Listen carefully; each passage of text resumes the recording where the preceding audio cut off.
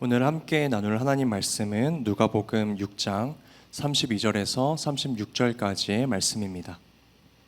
오늘 함께 나눌 하나님 말씀 누가복음 6장 32절에서 36절까지의 말씀입니다.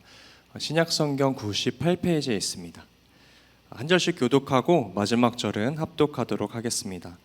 너희가 만일 너희를 사랑하는 자만을 사랑하면 칭찬받을 것이 무엇이냐? 죄인들도 사랑하는 자는 사랑하느니라. 너희가 만일 선대하는 자만을 선대하면 칭찬받을 것이 무엇이냐? 죄인들도 이렇게 하느니라. 너희가 받기를 바라고 사람들에게 구워주면 칭찬받을 것이 무엇이냐? 죄인들도 그만큼 받고자 하여 죄인에게 구워주느니라. 오직 너희는 원수를 사랑하고 선대하며 아무것도 바라지 말고 구워주라. 그리하면 너희 상이 클 것이요 또 지극히 높으신 이의 아들이 되리니 그는 은혜를 모르는 자와 약한 자에게도 인자하시니라. 함께 읽겠습니다. 너희 아버지의 자비로우심 같이 너희도 자비로운 자가 되라. 아멘.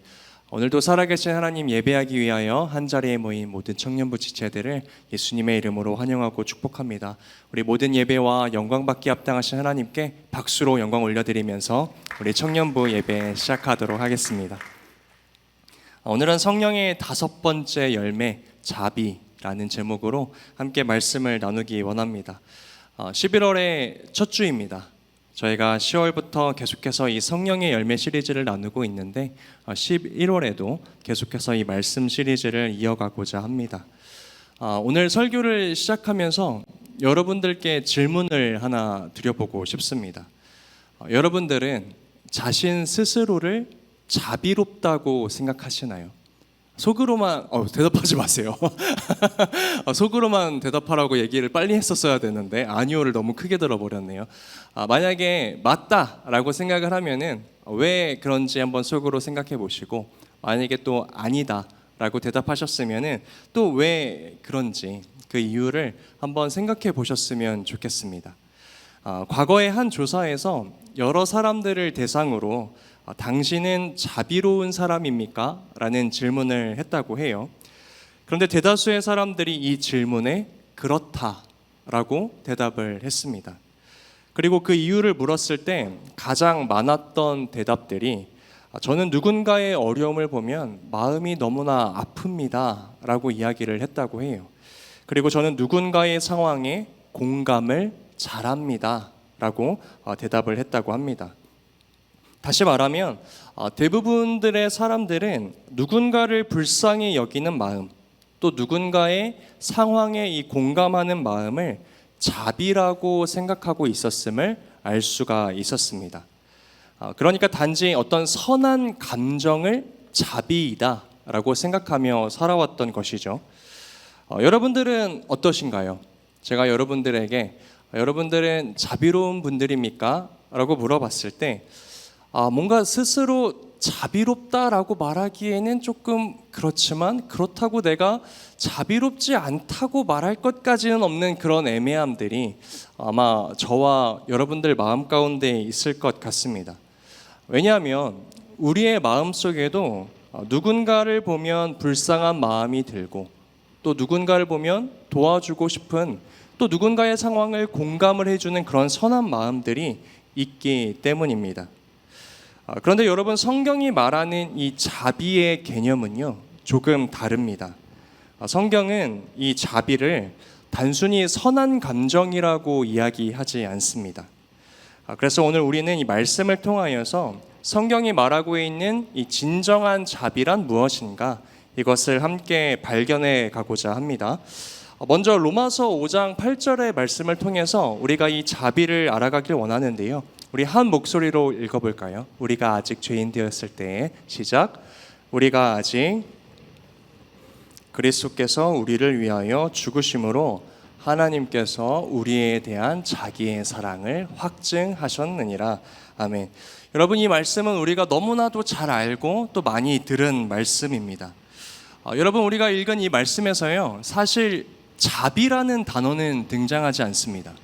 그런데 이 말씀은 자비의 핵심을 담고 있는 아주 중요한 말씀이다 라고 이야기하고 싶어요.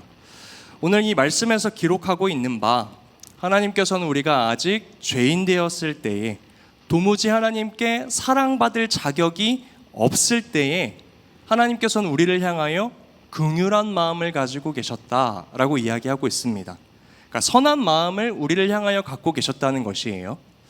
여러분, 여기까지는 많은 사람들이 일반적으로 생각하는 자비의 개념과 동일합니다. 하나님도 인간을 향하여 선한 마음을 갖고 계셨구나, 이것이 자비의 시작이다라는 것을 알 수 있어요. 하지만 하나님께서는 단지 그 선한 마음을 갖고만 계시지 않으셨다는 것이죠. 로마서 5장 8절의 말씀을 한번 다시 띄워주실까요? 다시 띄워주시면, 죄인 되었을 때에 그리스도께서 우리를 위하여 죽으셨다라고 성경은 기록하고 있습니다. 다시 말하면 하나님께서 이 자격 없는 인간들을 위해서 움직이셨고, 그리고 다가오셨고, 죄에서 건져내셨고, 구원의 길을 열어주셨다라는 의미가 저 말씀 안에 들어가 있다는 것이죠. 여러분, 이 말씀이요, 오늘 우리가 나누고자 하는 자비의 핵심입니다.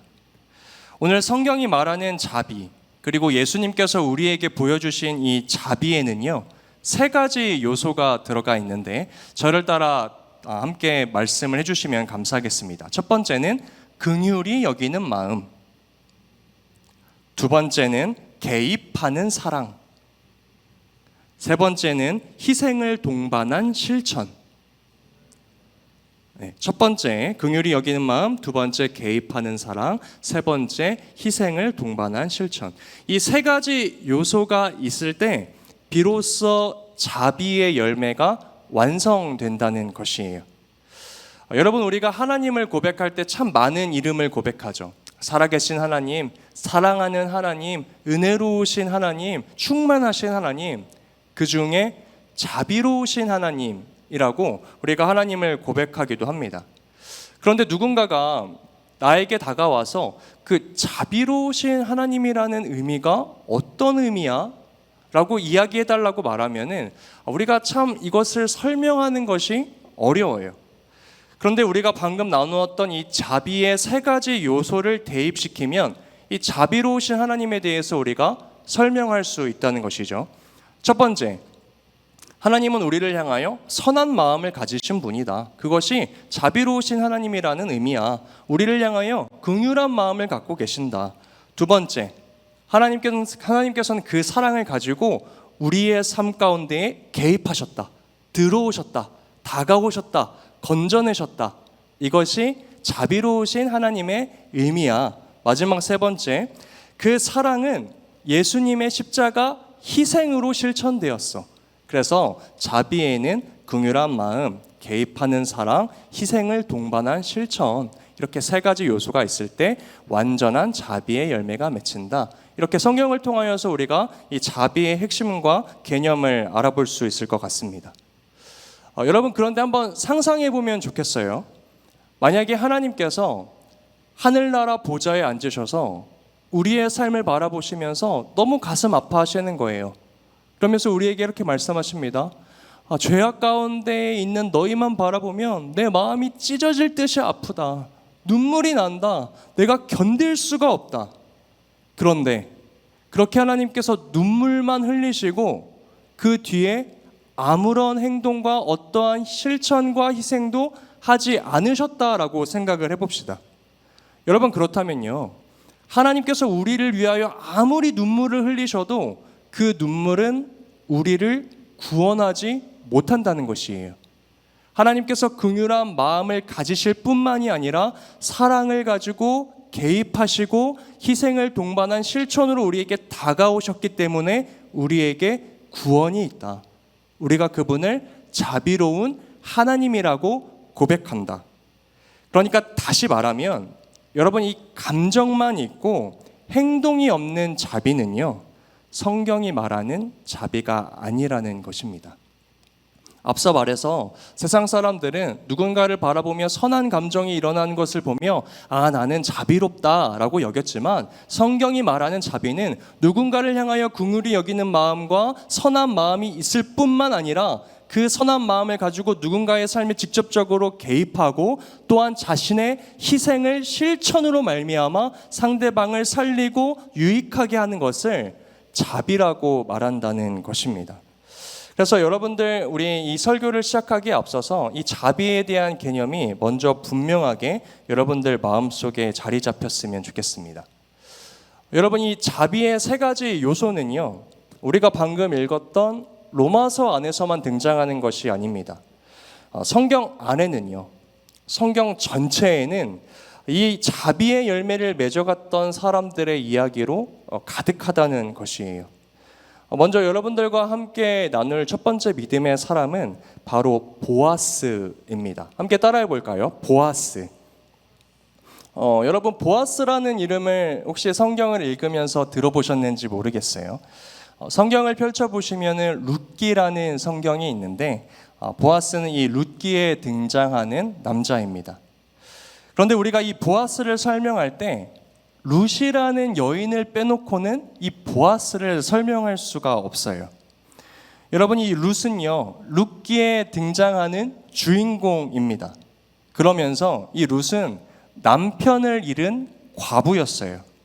게다가 이스라엘 백성도 아닌 이방 여인이었다고 성경은 기록하고 있습니다. 여러분, 이 당시 사회 구조에서요, 과부 그리고 이방 여인은 가장 취약한 계층에 속해 있었던 사람이었습니다. 법적으로도 보호받기 어려운 사람이었다는 것이에요.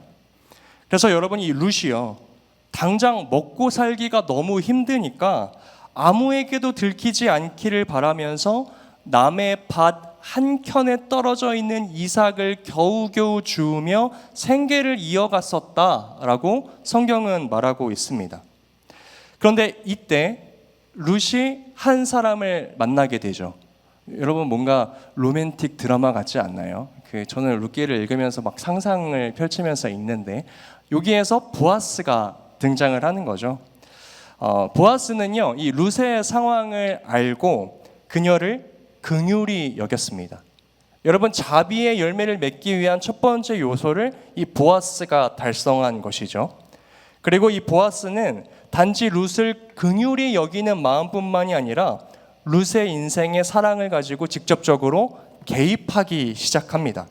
그러면서 함께 일하는 일꾼들에게 이렇게 이야기해요. 우리 룻기 2장 15절과 16절을 우리 세 번역으로 읽어보도록 하겠습니다. 룻이 이삭을, 시작.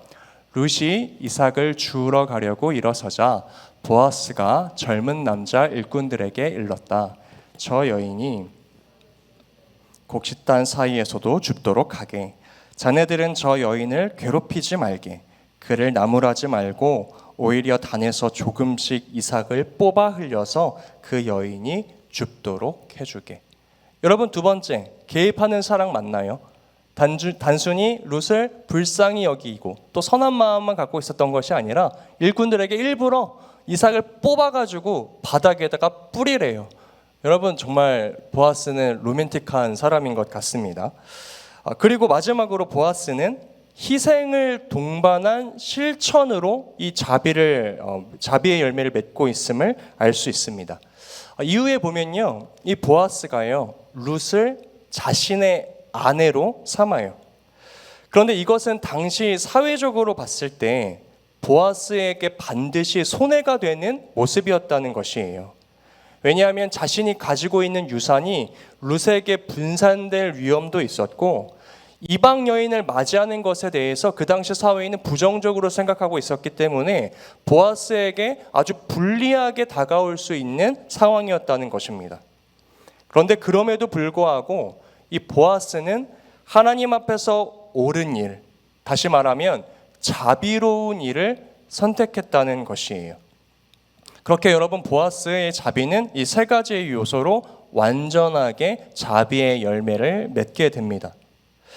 그렇다면 여러분, 누군가가 이렇게 세 가지의 요소를 다 만족시켜서 자비의 열매를 맺어갈 때 어떠한 일이 생기는 것일까? 오늘 보아스에게 자비를 받은 룻을 살펴보니까요, 감격하면서 보아스에게 이렇게 이야기를 하는 거예요. 우리 룻기 2장 10절의 말씀입니다. 이 말씀도 함께 읽겠습니다. 룻이 엎드려, 시작. 룻이 엎드려 얼굴을 땅에 대고 절하며 그에게 이르되 나는 이방 여인이거늘 당신이 어찌하여 내게 은혜를 베푸시며 나를 돌보시나이까 하니.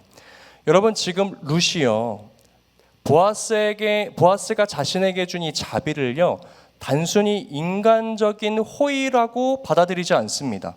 그 호의를 넘어서 자격 없는 자에게 베풀어진 하나님의 은혜로 받아들이고 있음을 알 수 있어요. 룻이 이렇게 말합니다. 아니, 나는 자격이 없는 사람인데 어떻게 저에게 이러한 은혜를 베푸십니까? 호의가 아니라, 선한 마음이 아니라 은혜를 베푸십니까? 라고 이야기를 하고 있어요. 여러분, 그러니까 이 온전한 자비의 열매는요, 이 자비를 받은 상대로 하여금 이 자비가 그저 인간적인 호의가 아니라 이것이 하나님이 살아계신다는 증거이구나, 나에게 흘러들어오는 하나님의 은혜와 사랑이구나를 경험하고 깨닫게 만든다는 것입니다. 왜냐하면요, 사람의 자비는요, 하나님의 자비와는 달라서 그저 어느 정도의 선한 마음을 가지고 조금 베풀고 말아요. 그런데 하나님의 자비는 긍휼히 여김을 줄 뿐만이 아니라 사랑을 가지고 개입하고 자신을 희생하면서까지 남을 살리는 자비이기 때문에 세상에서 이러한 사랑과 은혜를 발견할 수가 없는 거예요. 그래서 이 자비를 받은 사람이 이거는 그저 인간적인 호의가 아니라 살아계신 하나님으로부터밖에 나올 수 없는 은혜이고 사랑이구나를 깨닫게 된다는 것입니다. 저는 오늘 이 자리에 모인 모든 청년들이요, 이 자비의 열매를 온전하게 맺어가시는 축복받은 세대가 되기를 예수님의 이름으로 축복합니다. 그래서 여러분들의 이 자비를 받은 사람들이 이 사람의 자비를 바라보니 하나님이 살아계시는구나, 하나님의 은혜와 사랑은 충만하구나, 나도 하나님을 발견하고 싶구나라는 이 믿음의 감격이 오늘 이 자리에 모인 여러분들의 삶을 통하여서 일어나게 되기를 간절히 소망합니다. 여러분, 한 걸음 더 나아가서요, 오늘 성경은요, 우리가 하나님의 자비를 흘려보내야 할 대상이 누구인지를 이야기해주고 있습니다. 저를 따라 함께 고백해 볼까요? 하나님의 자비는 자격이 없는 자에게 흘러간다. 다시 한번요. 하나님의 자비는 자격이 없는 자에게 흘러가야 한다. 여러분, 만약에 룻이 자격이 있는 사람이었거나 아니면 흠이 없는 사람이었거나 남편이 있었거나 재물이 많았다면 오늘 보아스가 자신에게 베푸는 이 자비를 자비라고 여기지 못했을 것입니다. 하지만 오늘 성경이 말한 대로 이 룻은요, 어떠한 조건도 갖추지 못한 가장 낮은 여인이었다는 것이에요. 그래서 룻에게 이 보아스의 자비가 하나님의 은혜처럼 다가왔다는 것이죠. 그런데 여러분, 오늘 우리도 마찬가지예요. 우리가 만일 사랑을 받을 만한 사람, 그리고 나에게 무언가를 돌려줄 수 있을 만한 사람, 그리고 부족함이 없는 사람에게 이 자비를 베푼다면 그것은 그 사람에게 인간적인 호의로밖에 느껴지지 않습니다. 여러분, 오늘 본문에서 예수님께서도요, 이러한 자비는, 그러니까 사랑받을 만한 자에게 자비를 베풀어주고 나에게 돌려줄 수 있을 만한 사람에게 무언가를 나눠주고 뭔가 호의를 잘 베풀 만한 사람에게 호의를 베푸는 이러한 행동은 세상 사람들, 죄인들도 다 하는 것이라고 이야기하고 있어요. 오늘 보면 누가복음 6장 32절과 33절을 우리가 함께 읽어보기 원합니다. 너희가 만일, 시작. 너희가 만일 너희를 사랑하는 자만을 사랑하면 칭찬받을 것이 무엇이냐? 죄인들도 사랑하는 자는 사랑하느니라. 너희가 만일 선대하는 자만을 선대하면 칭찬받을 것이 무엇이냐? 죄인들도 이렇게 하느니라. 여러분, 누군가를 향해 긍휼한 마음이 생기는 것, 사랑받을 만한 사람을 사랑하는 것, 나에게 돌려줄 만한 사람에게 무언가를 내어주는 이 정도는 하나님을 믿지 않는 사람들도 할 수 있다는 것이에요. 이 정도는 하나님께 자비를 받지 않은 사람들도 할 수 있는 수준이라는 것이에요.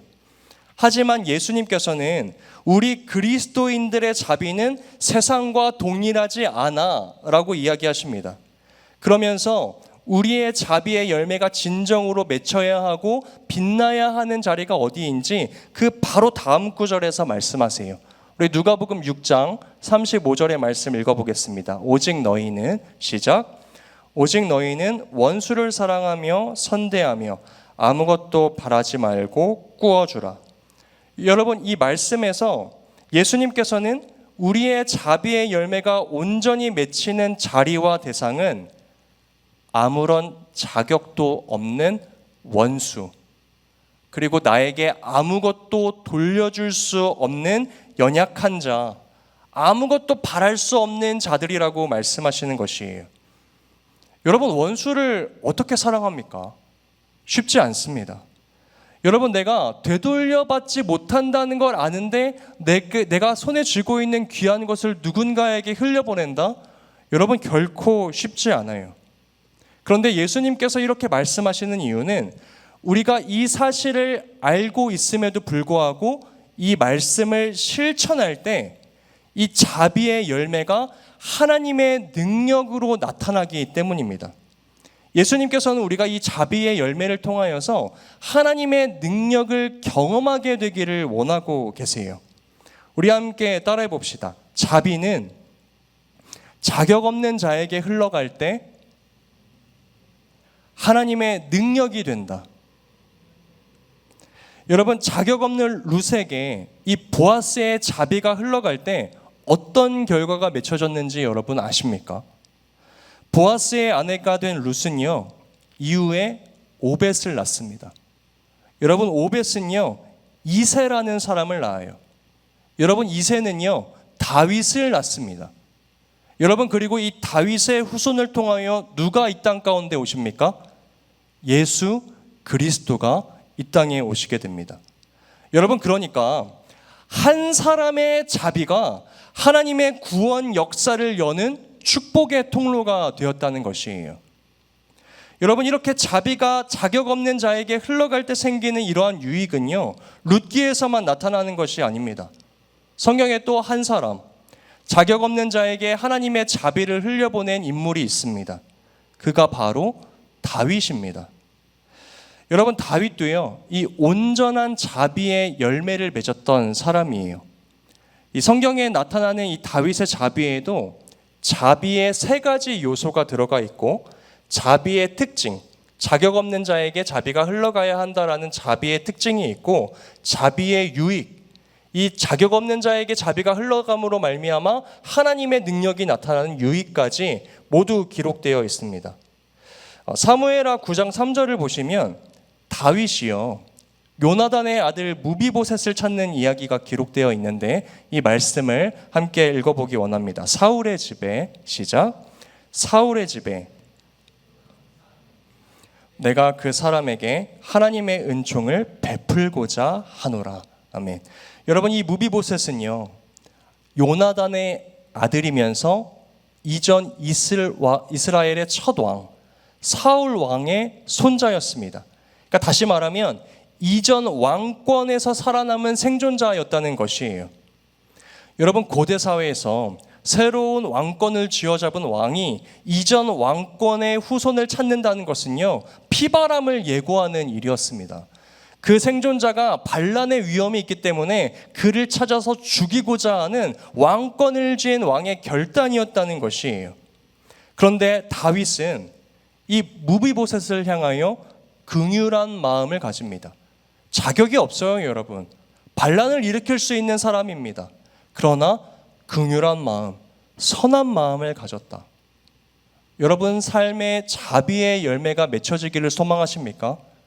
그렇다면 여러분, 가장 첫 번째로 해야 할 일은 누군가를 바라보며, 영혼을 바라보며 긍휼한 마음을 회복하는 것에서부터 이 자비의 열매는 맺힌다는 사실을 여러분 꼭 기억하시기를 소망합니다.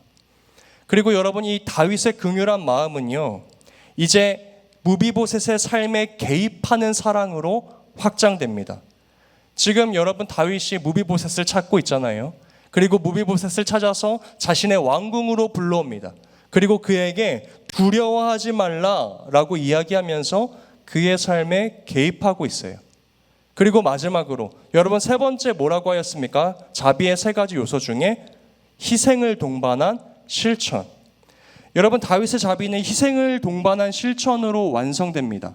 사무엘하 9장 7절에서 다윗이 이렇게 이야기해요. 제가 읽어드릴게요. 다윗이 그에게 이르되 무서워하지 말라. 내가 반드시 내 아버지 요나단으로 말미암아 내게 은총을 베풀리라. 내가 내 할아버지 사울의 모든 밭을 다 내게 도로 주겠고 또 너는 항상 내 상에서 떡을 먹을지니라 하니. 여러분, 이 말씀에서 너는 항상 내 상에서 떡을 먹을지니라 라는 이 말은요, 무비보셋의 신분을 회복시켜준다는 말입니다. 반란을 일으킬 수 있는 사람의 신분을 다시 왕족의 권한으로, 신분으로 회복시켜준대요. 그리고 사울의 모든 땅을 돌려주겠대요. 다윗의 재산을 떼어서 무비보셋에게 나눠주겠다라는 말입니다. 여러분, 지금 다윗은요, 금전적인 손해와 정치적인 위험을 감수하면서 무비보셋에게 자비를 베풀고 있음을 발견할 수 있습니다. 지금 다윗의 자비에는 세 가지 요소가 완성되었죠. 완벽한 자비의 열매가 무비보셋에게 넘겨졌단 말이에요. 이때 다윗의 자비를 받은 무비보셋의 반응도 보아스의 자비를 받은 룻의 반응과 동일합니다. 우리 사무엘하 9장 8절 무비보셋의 고백인데요, 우리 함께 읽어봅시다. 그가 절하여 이르되, 시작. 그가 절하여 이르되 이 종이 무엇이기에 왕께서 죽은 개 같은 나를 돌아보시나이까 하니라. 여러분, 룻과 같이 무비보셋도 다윗의 자비를 이해할 수가 없었습니다. 나는 죽은 개와 같이 보잘것없는 사람인데 왕이시여 왜 저에게 이러한 자비를 베푸십니까? 세상에서 발견할 수 없는 사랑과 은혜와 자비였던 것이죠. 여러분, 다윗의 자비에도 이 자비의 원리가, 특징이 반영되어 있죠. 자비는 자격이 없는 자에게 흘러가야 한다. 여러분, 그럼 이제 남은 건 뭐예요? 이 자비를 받은 무비보셋의 삶에서 하나님의 능력이 어떻게 나타나는가를 발견하면 이 자비의 열매의 영적인 원리가 완성되는 것이잖아요. 여러분, 사울 집안과 다윗 집안은 오랜 시간 원수 사이였습니다. 그런데 이 다윗의 완성된 자비로 말미암아 다윗 집안과 사울의 집안은 다시 화해된 공동체로 묶이게 됩니다. 아니, 목사님, 이게 무슨 하나님의 능력입니까? 그냥 그럴 수 있는 일이죠. 여러분, 어떻게 원수와 친구가 될 수 있습니까? 여러분들의 원수와 친구가 되는 일이 여러분들의 의지만으로 되던가요? 어떠한 상황만으로 되던가요? 그렇지 않습니다. 세상에선 절대로 일어날 수 없는 일이죠. 세상은 원수를 죽이기 위하여, 원수의 것을 빼앗기 위하여 살아가지 않습니까? 그러나 다윗의 자비가 무비보셋에게 임했을 때 이 두 집안은 화해된 공동체로 일어설 수 있었다. 이것이 첫 번째 나타난 하나님의 능력이었습니다. 그리고 두 번째, 무비보셋에게 다윗의 자비가 흘러들어감으로 말미암아 나타난 하나님의 능력이 있어요. 여러분, 무비보셋은요, 이렇게 다윗에게 자비를 받고 간신히 생존할 수 있게 되었거든요. 그리고 나서 이 무비보셋을 통하여서 많은 후손들이 태어나기 시작합니다. 무비보셋의 아들은 미가라는 사람이었는데 미가가 누구를 낳고 미가가 또 누구를 낳고, 그래서 무비보셋의 후손들이 나중에 역사 후에 많이 태어나요. 그런데 성경은 이 무비보셋의 후손들을 이렇게 표현합니다. 역대상 8장 40절의 말씀인데 오늘 인용 구절에는 없지만 제가 읽어드릴게요. 그의 아들들은, 여러분, 여기에서 그의 아들들은 무비보셋의 후손들을 의미합니다. 그의 아들들은 다 용사요 싸움을 하는 자들이더라. 여러분, 그러니까 이 다윗의 자비로 말미암아 무비보셋이 살아남을 수 있었고, 무비보셋의 후손들은 나중에 이스라엘의 강한 용사가 되어서 그 나라를 지키는 사람들이 되었다는 것입니다. 여러분, 기억하세요. 다윗의 이 자비로 말미암아 한 사람이 살아났고 관계가 회복되었고, 그 자비를 말미암아 이후에 하나님의 영향력 안에 있는 사람들이 일어났다는 것입니다. 사랑하는 여러분, 우리는요 지금 성경에서 계속 반복되고 있는 이 자비가 가지고 있는 영적인 원리를 발견해 가고 있습니다. 예수님으로부터 시작해서 보아스와 다윗에 이르기까지, 더 나아가 성경의 많은 인물들이 이 자비의 열매를 맺으며 살아갔다는 것이에요. 그들의 자비는 단순히 따뜻한 마음에서 끝나지 않았다. 긍휼한 마음을 가지고 사랑을 가지고 개입하였고 희생을 동반한 실천이 있었고, 그런데 이 자비를 자격이 없는 자들에게 흘려보냈으며, 그러할 때 이 자비의 열매를 통하여 놀라운 하나님의 능력이 나타나게 되었다. 여러분, 이렇게 이야기를 해도요, 이제 시작되는 한 주 세상 속에 나아가서 여러분 그 자비를 세상 가운데 흘려보내십시오 라고 말씀드려도 그 사실이 참 쉽지 않다는 것을 잘 알고 있습니다. 우리가 이 자비의 열매를 흘려보낼 때요, 세상이 우리를 비웃거든요. 아유, 저것도 손해본다. 아유, 저것도 저 사람 몰라주는데 혼자서 애쓴다.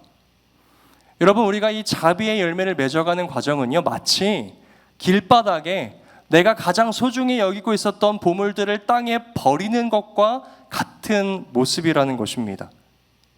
그런데 성경은요, 우리가 이 자비의 열매를 실천해야 할 중요한 이유를 제시하고 있습니다.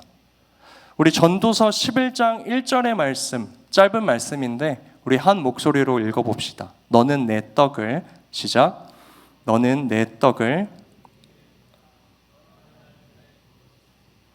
여러분, 그리스도인들이 자비를 베푸는 것은요, 마치 내가 가지고 있는, 지금 저 전도서의 말씀처럼 내가 가지고 있는 떡을 물 위로 던져버리는 것 같아요. 길바닥에 내가 가지고 있는 보석을 버리는 것과 같아요. 그러니까 세상이 보기에는 어리석어 보이는 일이라는 것이에요. 여러분, 이 전도서 말씀은요, 우리에게도 지금 말이 안 되지만 당시 이 시대를 살아가는 사람들에게도 말이 안 되는 말씀이었습니다. 당시 사람들에게 이 떡은요, 생명이었어요. 이 떡이 없으면 나는 당장 내일 죽습니다. 그런데 이 떡을 물 위에 던지라니요, 버리라니요, 흘려보내라니요. 여러분, 이것은 상식적으로 볼 때 다시는 회수할 수 없는, 완전히 잃어버리는, 세상이 어리석다 말하는 모습이었다는 것이에요. 그런데 그리스도인들이 자비를 베푸는 모습이 마치 이와 같다. 그런데 성경은 여러분 여기에서 끝나지 않아요. 그 뒤에 이어서 말합니다. 우리 전도서 말씀을 다시 한번 띄워주실까요? 너는 내 떡을 물 위에 던지라. 거기서 끝나지 않습니다. 여러 날 후에 도로 찾으리라. 여러분, 내가 가진 떡을 강물에 던져버리는 것은요, 내가 누군가에게, 자격 없는 자에게 자비를 베푸는 것은요, 손해이고 어리석음이고 낭비처럼 보입니다. 하지만 성경이 약속하고 있는 바, 내가 흘려보낸 자비의 열매는 다시 나에게로 돌아온다는 것이에요. 여러분, 이것이 자비의 열매가 가진 영적인 원리입니다. 이 자비는요, 베풀면 베풀수록 사라지는 것이 아니라 더욱 풍성하게 나에게 되돌아오는 열매라는 것입니다. 제가 선교팀에 있을 때 한 2, 3년 동안 행정간사로 일한 적이 있었습니다. 그때 받은 사례가 49만 7,500원. 너무 정확하게 기억하고 있죠. 거기에 팀에서 사역자라고 지원해주는 비용이 10만 원이었습니다. 지역교회 간사로 일을 하고 있기는 했었는데 파트 간사여서 또 사례가 그렇게 많지는 않았어요. 그때 여러분 제 생활이 정말로 어려웠습니다. 고정 지출금 나가는 거 다 제외하고 나면은 저축할 돈도 남아있지 않는 그런 상황이었어요. 한 번은 신호등을 건너다가 운동화 밑창이 떨어져 나간 경험도 있습니다. 얼마나 수치스러운지. 여러분 집에 운동화가 몇 켤레 있는데 실수로 운동화 밑창이 떨어져 나간 게 아니에요. 운동화 살 돈이 없어서. 그 운동화 한 켤레 있었는데 신호등 건너다가 운동화 밑창이 떨어져 나간 겁니다. 그때 저의 상황을 구분하자면요, 저는 자비와 도움을 베푸는 입장보다는 사실 자비와 도움을 받아야 하는 쪽에 더 가까웠죠. 그런데 그 당시에 제 주위에 참 상처 많고 가슴 아픈 청년들이 많았습니다. 그 청년들이 저에게 다가와서 자신의 이야기를 많이 나눠줬어요. 제가 예전에 설교에도 한번 말씀드렸었는데 제 별명이 대나무 숲이었다고. 여기에서 와서 이야기하고 가면은 다 들어주고 다른 이야기가 밖에서 돌지 않더라. 이런 소문이 또 누군가에게 돌았는지 계속 저에게 찾아와서 자신의 힘든 이야기를, 아픈 이야기들을 많이 들려주었습니다. 여러분, 청년들의 이야기를 듣다 보면요, 마음이 너무 아픕니다. 긍휼한 마음이 생겨요. 그리고 대부분의 문제는 제가 해결해 줄 수 있는 문제가 아닙니다. 그런데 자비의 마음이 생겼잖아요. 선한 마음. 멈추면 안 되죠. 저도 생활이 빠듯하였지만 청년들 만날 때마다 밥 사주고, 만나지 못할 땐 작은 음료 기프티콘이라도 보내면서 그들의 삶에 개입하는 것이죠. 청년들 만나서 배불리 밥 먹이고 돌려보내면 그 청년들이 가지고 있는 문제가 사라지는 건 아니에요. 그런데 잠시나마 그 상황을 버텨낼 수 있는 힘을 가지고 돌아가는 것이죠. 이것이 제가 자비의 열매를 맺는 방법이었습니다. 그런데 여러분, 이 개입에는 반드시 희생이 동반된다. 여러분, 이렇게 청년들에게 비용을 지출하고 나면요, 저는 맛있는 음식 한 번 더 먹는 거 참아야 하고, 제가 사고 싶은 거 참아야 하고, 운전할 수 있는데 대중교통 타고 다녀야 했어요.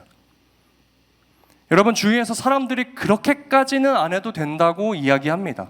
너가 그렇게까지 해서 그들의 상황이 나아지는 것도 아니고 너의 상황이 어려우니 그런 식으로는 안 도와도 돼.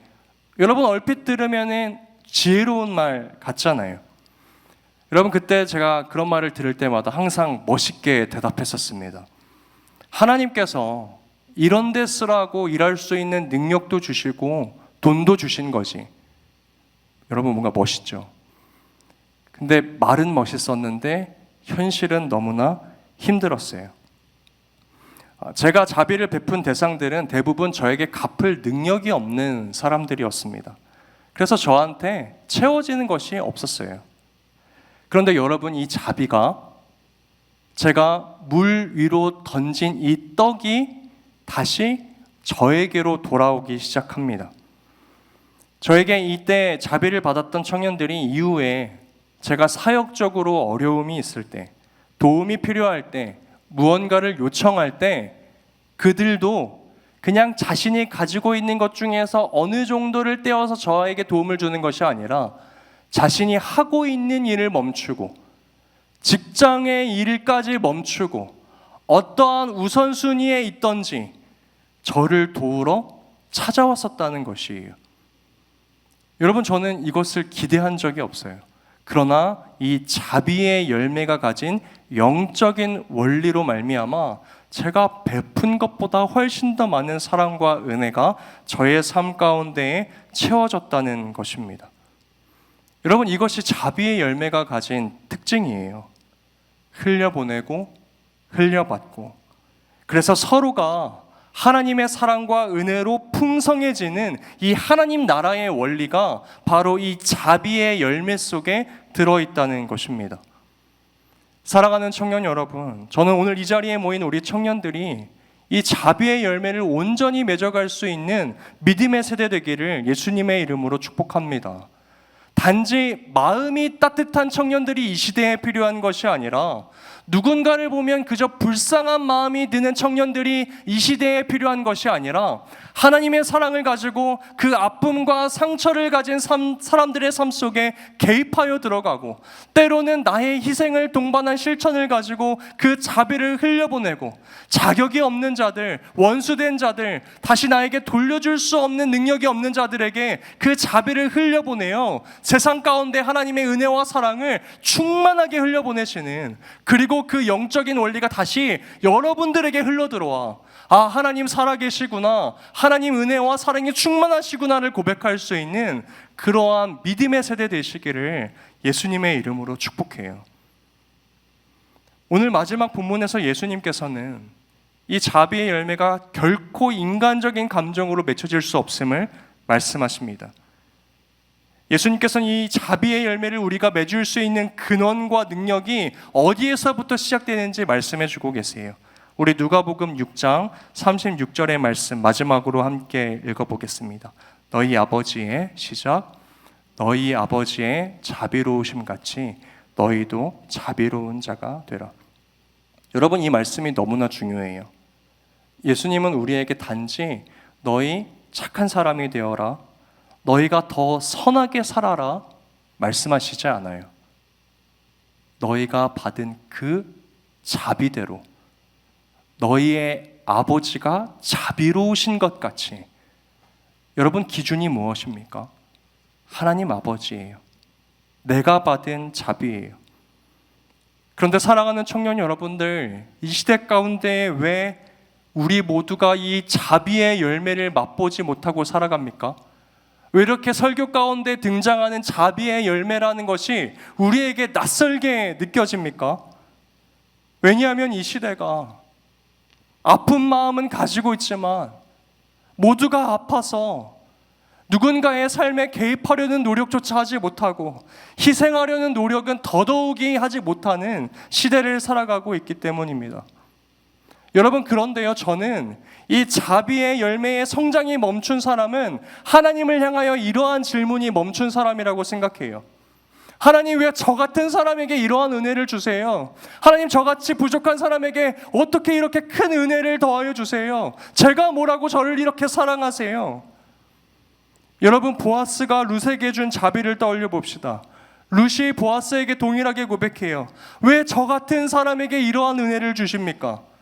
여러분, 다윗의 자비를 받은 무비보셋을 생각해 봅시다. 다윗을 향하여 똑같이 고백해요. 나는 죽은 개 같은 사람인데 어찌하여 나를 돌아보십니까?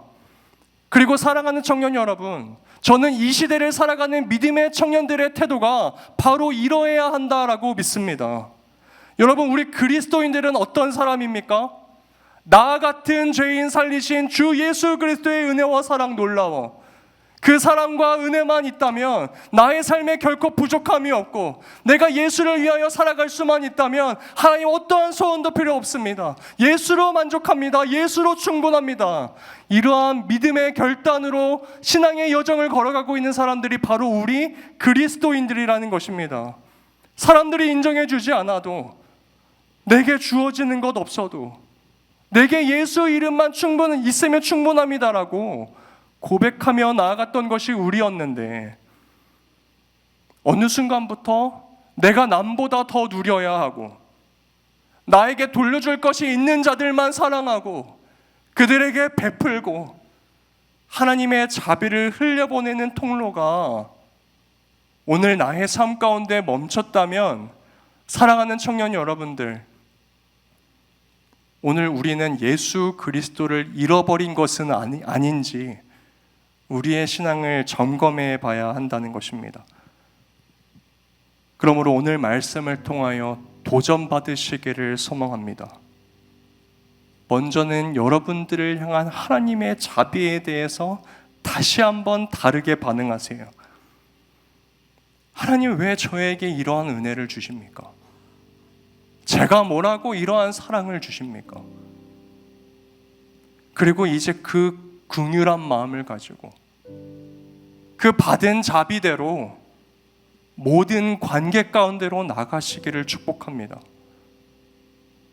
마음속에 오래된 상처로 굳어져 버린 감정이 없습니까? 부모님께 받은 아픈 말, 친구와 끊어진 관계, 공동체 안에서 생긴 기억과 실망, 여러분 그 모든 영역에 여러분들의 긍휼의 마음이 되살아나기를 간절히 소망합니다. 하나님, 제가 이 영역에서 다시 한번 긍휼의 마음을 회복하게 하여 주시옵소서. 하나님이 나를 자비롭게 여겨주신 것처럼 이들을 향하여 나도 자비로운 마음을 갖게 하여 주시옵소서. 여러분, 이 긍휼의 마음을 회복하셨다면 한 걸음 더 나아가야 합니다. 이 정도는 세상도 할 수 있는 것이다. 예수님께서 말씀하세요. 누군가의 삶 속에 이 하나님의 사랑과 자비를 가지고 작은 개입을 시작하셔야 합니다. 보아스가 룻에게 다가갔던 것처럼, 다윗이 무비보셋을 찾았던 것처럼 우리도 누군가에게 다가가 이 사랑과 자비를 흘려보내야 해요. 마지막으로 그 대상은 자격 없는 자들, 나에게 돌려줄 것 없는 자들, 그들을 향하여 희생을 동반한 실천이 있어야 합니다.